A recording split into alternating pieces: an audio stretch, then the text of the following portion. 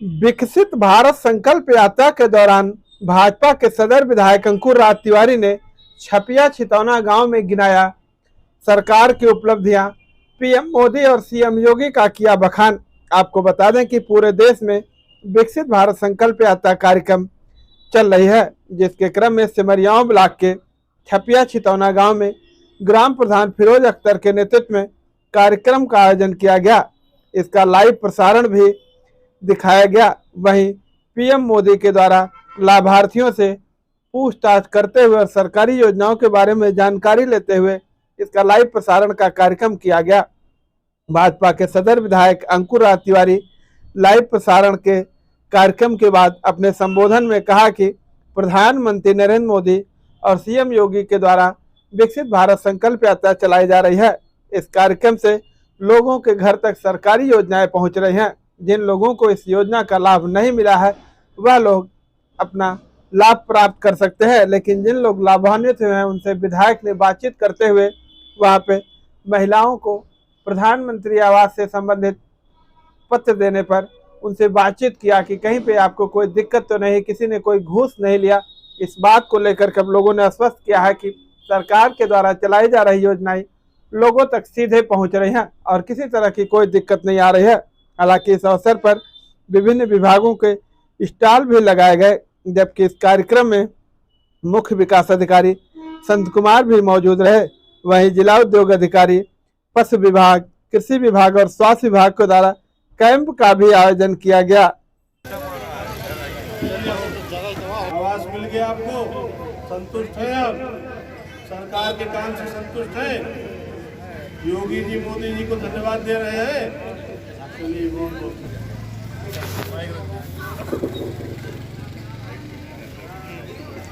ठीक। पहले कहा था कि भाई इस किसान सम्मान निधि रुकल में चुनाव लड़त रहे, कह रहे हो ना, याद है? अब मिल गए। इधर देखिए, मुस्कुराइए।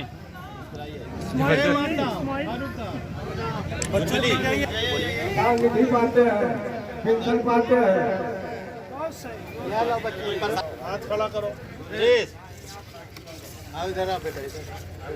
सुमित, सुमित कौन है? क्या नाम है बेटा तुम्हारा? सुमन, शुभम।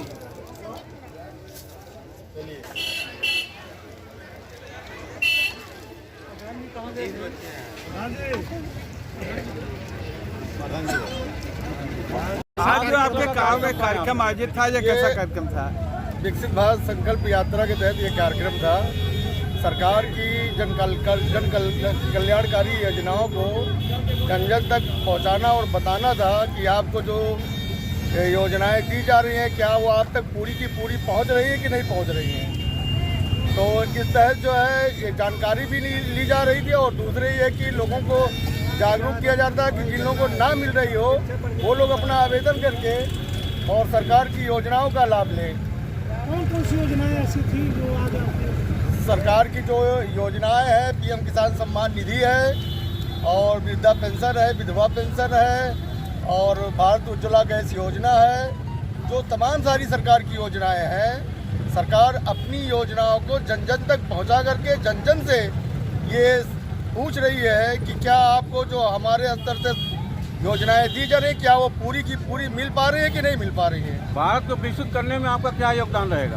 भारत के विकसित करने में भारत के हर एक नागरिक का योगदान होना चाहिए। जब तक पूरे देश के नागरिकों का, पूरे भारतवासियों का भारत विकसित में योगदान नहीं होगा तब तक भारत विकसित नहीं होगा।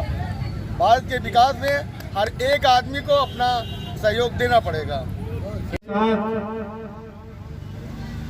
जितने भी इसमें कर्मचारी अधिकारी लगे हुए हैं मैं सबको धन्यवाद देता हूं और सभी लोग जितने यहाँ इस कार्यक्रम में प्रतिभाग कर रहे हैं सभी उपस्थित सभी माताओं बहनों का आभार प्रकट करता हूं। देखिए, आज हम सबका सीना गौरव से फूल जाता है कि इस देश के पास ऐसे प्रधानमंत्री हैं कि जिन्होंने देश का नाम आज विश्व पटल पे विदेशों में भी जाकर के भारतीय जनता पार्टी का और तिरंगा का झंडा लहराया है। और तिरंगा आज अपनी पंचायत नहीं कराता है, आज तिरंगा दूसरे की पंचायत जाके विदेशों में विदेश की पंचायत निपटाता है।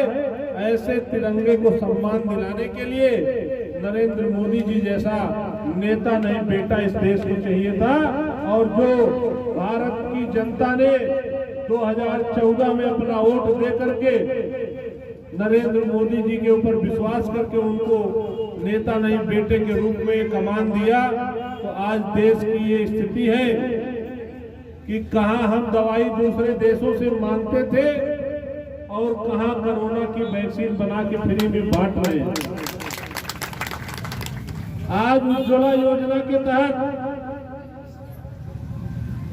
जितनी माताओं को गैस का चूल्हा दिया है,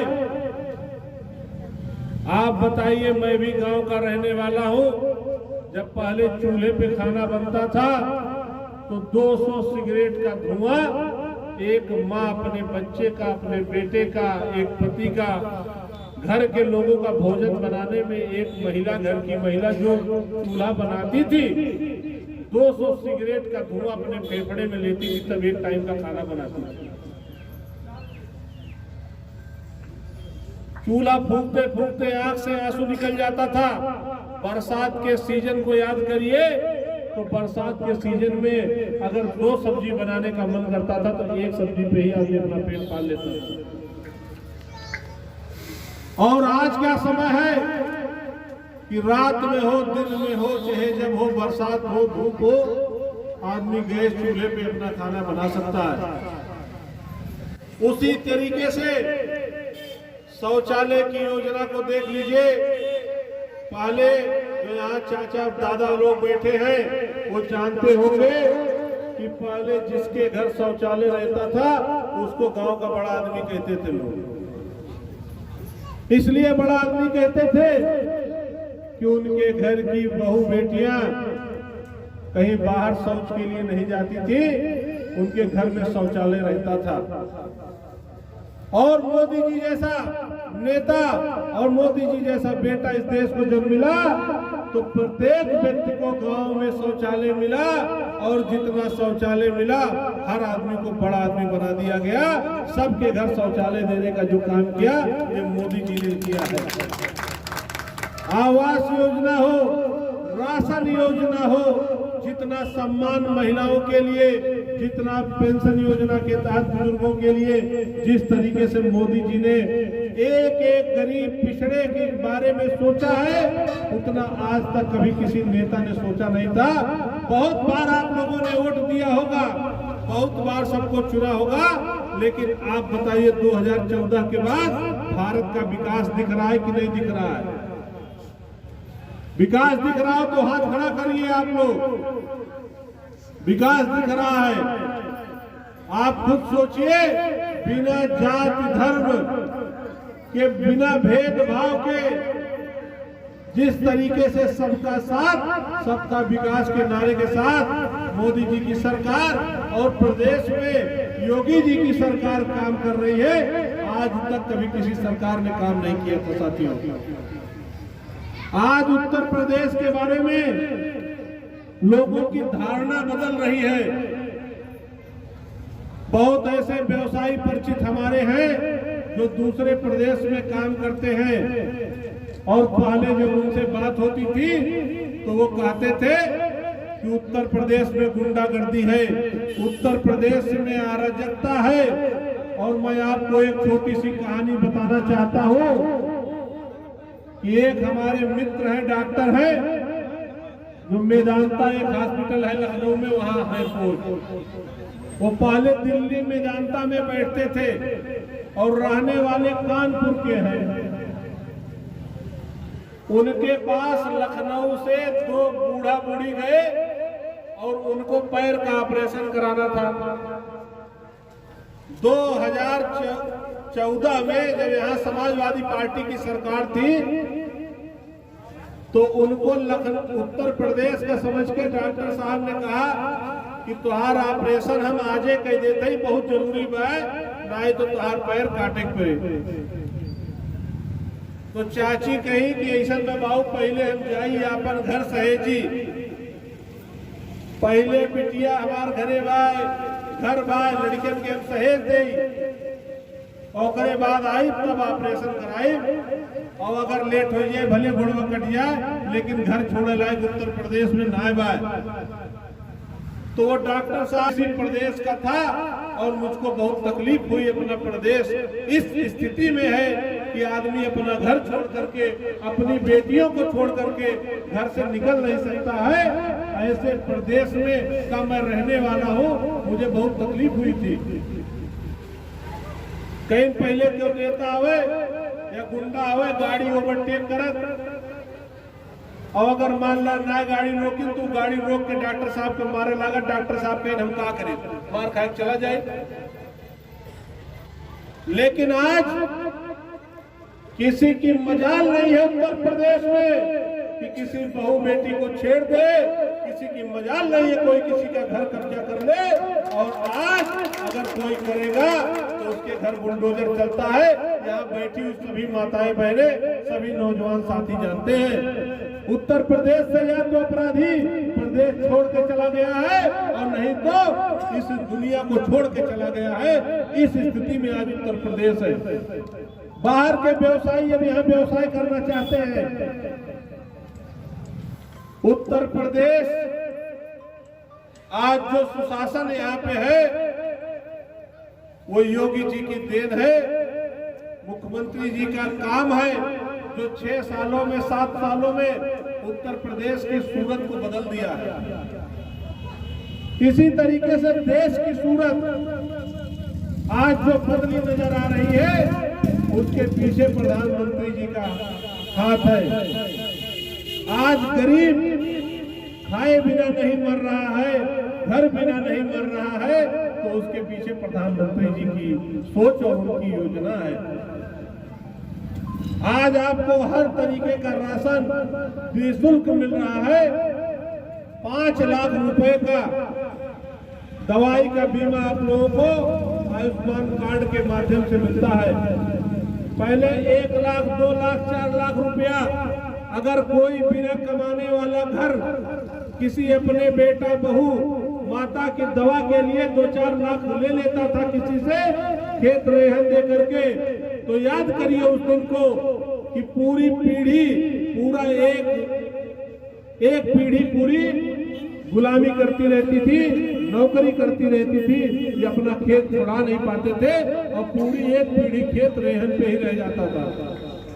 आज का दिन है कि 5 लाख रुपए का बीमा आपको किसी से मांगने की जरूरत नहीं है। अपना कार्ड दिए और अपना कार्ड देने के बाद चाहे 5 लाख तक का इलाज आप फ्री में करा सकते हैं और 1 रुपया आपसे कोई लेगा नहीं। अगर इतना सोचना, इतना करना, इसके पहले भी प्रधानमंत्री रहे हैं, इसके पहले भी मुख्यमंत्री रहे हैं और उन्होंने कभी ये सोचा नहीं कि गरीब कैसे जीता है। उन्होंने कभी ये सोचा नहीं कि गरीब की क्या समस्याएं आती है। और जब गरीब का बेटा प्रधानमंत्री और मुख्यमंत्री बना तब उसने सोचा कि गरीब की समस्या क्या होती है। तब उसको पता चला कि गरीब कैसे जीता है, गरीब के सामने मजबूरी क्या आती है, गरीब के सामने समस्या क्या आती है। तब उसने गरीबों के हित के लिए किया। हम सब के लिए एक गौरव का विषय है कि ऐसे प्रधानमंत्री और ऐसे मुख्यमंत्री मिले साथियों। और 2022 में आप सब ने अपना बहुमूल्य वोट दे करके मुझको विधायक बनाया। साथियों, गारंटी के साथ कह सकता हूं कि 20 सालों में जिन सड़कों के बारे में कभी किसी ने कल्पना नहीं किया था, 20 सालों में जो काम खलीलाबाद में नहीं हुआ वो काम शुरू करा दिया है। और डंके की चोट पर कहते हैं कि जिन मुद्दों के साथ 2022 में मैं चुनाव लड़ने आया था और जब 27 में लड़ूंगा तो एक भी मुद्दा उसमें से दोबारा नहीं कहूंगा, तो सारे मुद्दे को लड़ूंगा।